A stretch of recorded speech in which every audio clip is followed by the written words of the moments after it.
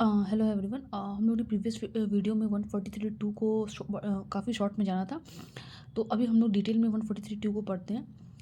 143.2 हम लोग ये जानते हैं कि ये नोटिस है फॉर रेगुलर असेसमेंट। असेसमेंट जो है वो 2 सेक्शन में ही होता है।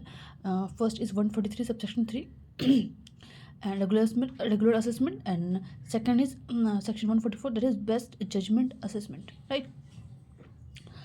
और सेक्शन 143.2 के सबसेक्शन 2 के ज़रिए असेसमेंट ऑफिसर जो है वो नोटिस देती है फॉर रेगुलर असेसमेंट। सो हम लोग स्टार्ट करते हैं। Where a return is filed under section 139 subsection 1 और 142 subsection 1, the AO or prescribed income tax authority to ensure whether income is not understated, loss is not overstated, and tax is not underpaid. Means 143 section 2 के ज़रिए AO जो है, जहाँ पे जो return file किया गया है अंडर सेक्शन 143(9) और 142 सबसेक्शन 1, उसके ज़रिए ये इंश्योर करती है कि इनकम जो है वो अंडरस्टेटेड नहीं है, मीन्स इनकम को कम नहीं दिखाया गया है, लॉस जो है वो ओवरस्टेटेड नहीं है, और टैक्स जो है वो अंडरपेड नहीं है। ठीक है,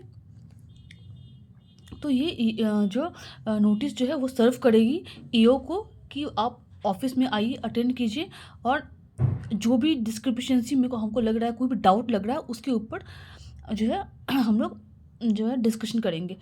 और अगर आपको अगर एओ किसी एविडेंस का भी डिमांड करती है तो आपको वो एविडेंस भी उनको प्रोवाइड करना होगा।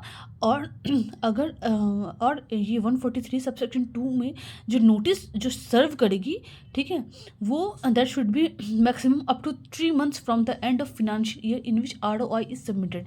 यहाँ पे ROI इज सबमिटेड का मतलब 3 मंथ्स कहाँ से काउंट होगा, तो हम लोग पहले ये देखिए, लेट्स अज्यूम कि ROI सबमिट हुआ है ऑन 6 अगस्त 2021, ठीक है। तो अगर एओ को किसी तरह का कोई डाउट है, डिस्क्रिपेंसी दिख रहा है, इन दैट केस वो नोटिस कब तक सर्व कर सकती है। सो यहाँ पे देखिए कि अगर उसको नोटिस सर्व करना है तो अगर नोटिस रिसीव हुआ 30 जून को 2022 को, तो और इश्यू हुआ 6 जून को, तो ये वैलिड माना जाएगा, ठीक है। और 1 अगस्त को नोटिस जो है वो इशू किया गया है, ठीक है, मीन्स रिसीव हुआ है 1 अगस्त को, तो ऑन हाँ 1 अगस्त को रिसीव किया गया है, बट नोटिस इशू हुआ 6 जून को, डजेंट मैटर। यहाँ पे हम लोग, हाँ एक और चीज़ यहाँ पे देखिए कि नोटिस इशू मैटर इररिलेवेंट है, यहाँ पे इट डज मैटर नहीं करता। नोटिस कब सर्व हुआ, मीन्स नोटिस कब रिसीव हुआ असीसी को, वो मैटर करता है यहाँ पे, क्योंकि यहाँ पे ये वर्ड यूज़ किया गया, notice can be served maximum up to 3 months, ठीक है। तो यहाँ पे ये चीज़ ध्यान रखिए कि जो नोटिस है आपने भले ही इशू कर दिया हो, बट अगर असीसी ने रिसीव नहीं किया है तो वो नोटिस सर्व नहीं माना जाएगा, और फिर जो वो नोटिस जो है वो वैलिड हो जाएगा। यहाँ पे देखिए कि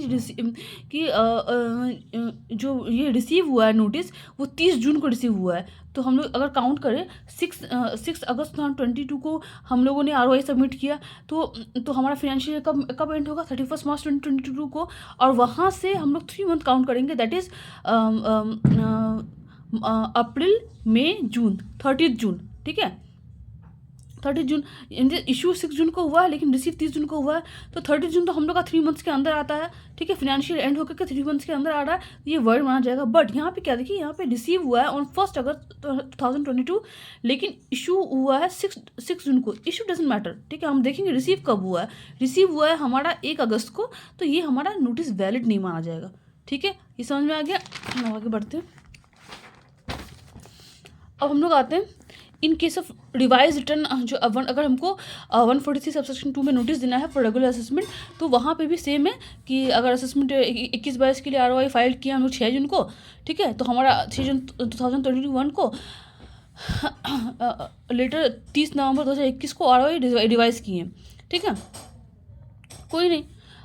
यहाँ पे हम लोग 6 जून 2021, यहाँ पे साफ साफ बोल दिया गया है, end of the relevant financial year in which ROI has been filed, ठीक है। तो ROI कब फाइल किया गया है, रिवाइज कब किया गया है, 13 नवंबर 2021। तो हम लोग अगर उसको उसका relevant financial year, and of the financial year कब होगा, हमारा and of the financial year होगा 31 मार्च 2022, और वहाँ से 3 मंथ हम काउंट करेंगे तो 13 जून 2022 हो जाएगा। तो हमको जो नोटिस अगर सर्व करना होगा तो विद इन 13 जून 2022 होगा। Here notice should be serve not issue, remember, ठीक है, mind my words, notice should be serve, ठीक है, मतलब कि नोटिस असिसी को रिसीव हो जाना चाहिए, सॉरी। हाँ, और अगर नॉन कंप्लायंस करती है असिसी तो क्या होगा उसके खिलाफ, बेस्ट जजमेंट असेसमेंट होगा अंडर सेक्शन 144, और पेनल्टी लगाया जाएगा under section 272A for 10,000 rupees. Thank you.